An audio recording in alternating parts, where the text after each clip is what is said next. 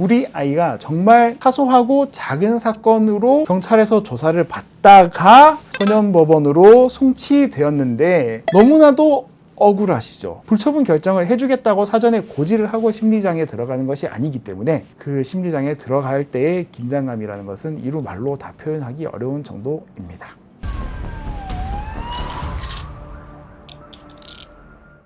안녕하세요. 법률사무소 내 김봉준 변호사입니다. 변호사들은 기본적으로 자기의 전문 분야를 2개까지 신청할 수 있는데 저는 첫 번째 전문 분야를 형사법, 두 번째로는 학교폭력 분야를 신청해서 현재 학교폭력 전문 변호사의 타이틀도 갖고 있습니다. 서론이 길었는데 그래서 이제 학교폭력 전문 변호사로서 제가 오늘 조금 설명드리고 싶은 부분은 바로 우리 아이가 정말 사소하고 작은 사건으로 경찰에서 조사를 받다가 소년법원으로 송치되었는데 처벌받는 건가요? 라는 물음에 대한 답입니다.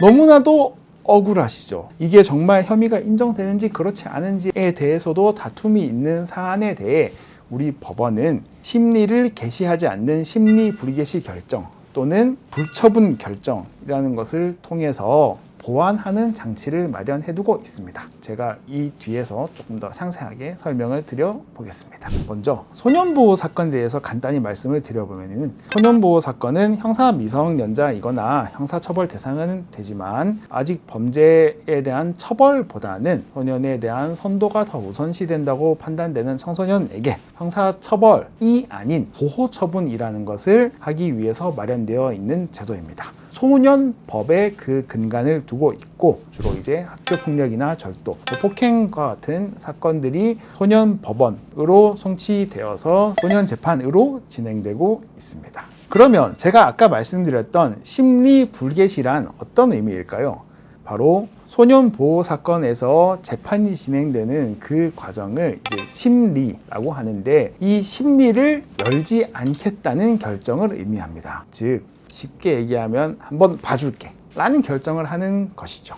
심리 불개시와 불처분 결정은 어떤 차이점이 있을까요? 심리 불개시 결정은 내가 재판장에 한 번도 가지 않은 상태에서 집에서 우편만 받아가지고 나에 대한 심리는 열리지 않는구나 라는 것을 알 수 있는데 심리 불개시가 아닌 불처분의 경우에는 어쨌건 내가 심리를 받기 위해서 아이가 재판정에 가서 재판장님 앞에서 훈계와 잘못에 대한 인정 이런 것들을 다 거쳐야지 불처분 결정을 받을 수 있다는 것입니다. 그리고 불처분 결정을 해주겠다고 사전에 고지를 하고 심리장에 들어가는 것이 아니기 때문에 그 심리장에 들어갈 때의 긴장감이라는 것은 이루 말로 다 표현하기 어려운 정도입니다.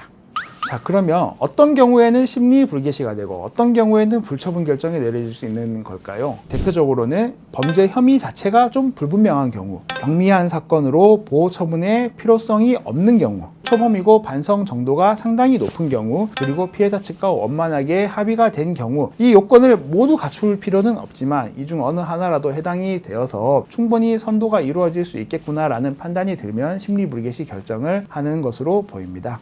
그렇다면 불처분 결정은 언제 어떤 요건을 갖춰야 이루어질 수 있는 것일까요? 소년에 대한 보호 처분이 작게는 이제 보호자에 대한 위탁으로부터 시작해서 아주 강하게는 소년원에 위탁하게 되는 그런 강한 처분까지도 존재하고 있기 때문에 이 학생에게는 보호 처분을 받았다는 기록조차 남기지 않는 것이 좋겠다라는 판단이 들 때에 불처분 결정을 하게 되는 것이지요. 다만 앞서 말씀드렸듯이 그래도 이 학생에 대해서는 심리는 한번 하고 난 이후에 불처분 결정을 하는 것이 좋겠다 그런 판단이 들었을 때에 불처분 결정을 하게 되는 것이니까 이것은 심리 불개시 결정보다는 조금 더 사건이 진행되었어야 이루어질 수 있는 그런 절차다라고 보시면 됩니다. 심리 불개시나 불처분 결정 모두 소년 보호 처분을 기본적으로 받지 않는 그런 처분입니다. 그렇기 때문에 형사처벌 이력이나 전과 기록은 당연히 남지 않습니다. 다만 내가 수사를 받았었다는 기록이나 소년보호 사건이 송치되었었다 이런 기록은 일정 기간 법원과 수사기관에 보관이 되기 때문에 만약에 내가 재범을 했을 경우에는 그것이 고려될 수 있다. 특히나 학교폭력과 관련된 사안이라 하면 보호 처분을 받았던 그 기록보다도 오히려 생기부에 남게 되는 기록을 더 유의해서 걱정하실 필요가 있어 보입니다.